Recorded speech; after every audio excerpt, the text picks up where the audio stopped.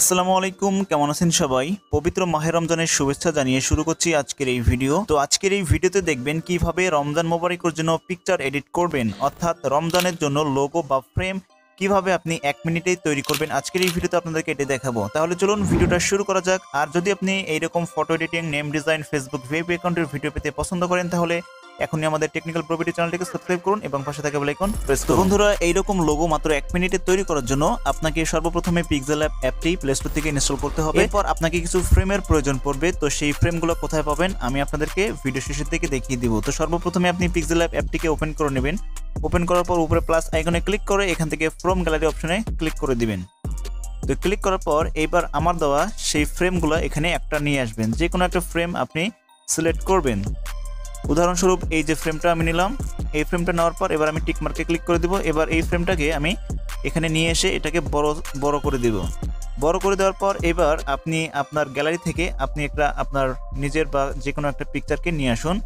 তো আমি একটা পিকচার এখানে নিয়ে আসলাম, এই যে পিকচারটা। এবার নিচে দেখুন রাউন্ড বাটন রয়েছে, এখানে ক্লিক করলে এটা রাউন্ড হয়ে যাবে। এরপর টিক মার্ক অপশনে ক্লিক করে দিব।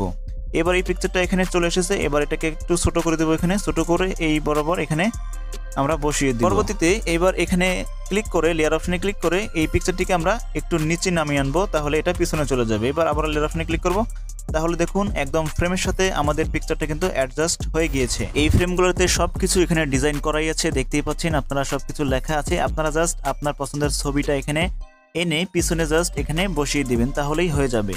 আপনি চাইলে পরবর্তীতে উপরে প্লাস আইকনে ক্লিক করে এখানে টেক্সট বাটনে ক্লিক করে চাইলে কোনো টেক্সট এখানে লিখতে পারেন। টেক্সটের উপর ডাবল ট্যাপ করে এখানে আপনি আপনার পছন্দের যে কোনো লেখা লিখতে পারেন। পরবর্তীতে ওকে বাটনে ক্লিক করলে এটাকে আপনি এখানে আপনার পছন্দ অনুযায়ী কিন্তু বসাতে পারেন। চাইলে এই টেক্সটের কালারটাকে আপনারা এখান থেকে পরিবর্তন করে দিতে পারেন। এখানে কালার বাটন পাবেন, এখান থেকে কালারটা পরিবর্তন করে দিতে পারেন এবং এর স্ট্রোকটাকে আপনারা অন করে দিবেন, তাহলে লেখাটা সুন্দর দেখাবে। এবং ফন্টটিকেও আপনারা চাইলে এখান থেকে পরিবর্তন করে দিতে পারেন। যেমন আমি এখান থেকে ফন্টটিকে এখানে পরিবর্তন করে দিলাম।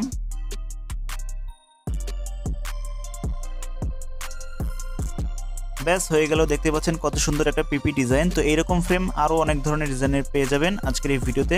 সবশেষে এটাকে সেভ করার জন্য উপরে জাস্ট এই অপশনে ক্লিক করে সেভ অ্যাজ ইমেজে ক্লিক করে কোয়ালিটিটা আপনারা হাই করে দিয়ে সেভ টু গ্যালারিতে ক্লিক করলেই এই ইমেজটা আপনার গ্যালারিতে সেভ হয়ে যাবে। বন্ধুরা, এইবার দেখাবো এই ফ্রেমগুলোকে কিভাবে আপনারা ডাউনলোড করবেন। ডাউনলোড করার জন্য আপনি যে আমার ভিডিওটি দেখছেন, ভিডিওর নিচে কমেন্ট বক্সে ক্লিক করুন। কমেন্ট বক্সে ক্লিক করার পর প্রথম কমেন্টে আমি একটা লিঙ্ক দিয়ে রাখবো। তো সেই লিঙ্কের উপর আপনারা জাস্ট ক্লিক করবেন। ক্লিক করার পর আপনাকে আমার গুগল ড্রাইভে নিয়ে যাবে। তো এখানে আসার পর এখানে এই ফ্রেমগুলো দেখতে পারবেন। তো এখান থেকে আপনারা ডাউনলোড করে নেবেন। তো ডাউনলোড করার জন্য যে কোনো ফ্রেমের উপর একবার ক্লিক করবেন। পরবর্তীতে উপরে দেখতে পারবেন ডাউনলোড বাটন চলে আসবে, এখানে ডাউনলোড বাটনে ক্লিক করবেন। যখনই ডাউনলোড বাটনে ক্লিক করবেন তখনই আবার ডাউনলোড বাটনে ক্লিক করে এই ফ্রেমগুলো একটি একটি করে আপনারা ডাউনলোড করে নেবেন। ভিডিও ভালো লাগলে লাইক, কমেন্ট, শেয়ার করতে পারেন এবং এরকম আরও ইন্টারেস্টিং ভিডিও পাওয়ার জন্য অবশ্যই আমাদের চ্যানেলটিকে সাবস্ক্রাইব করবেন এবং আমাদের সাথে থাকবেন। দেখা হচ্ছে নতুন কোনো ভিডিওতে। ধন্যবাদ।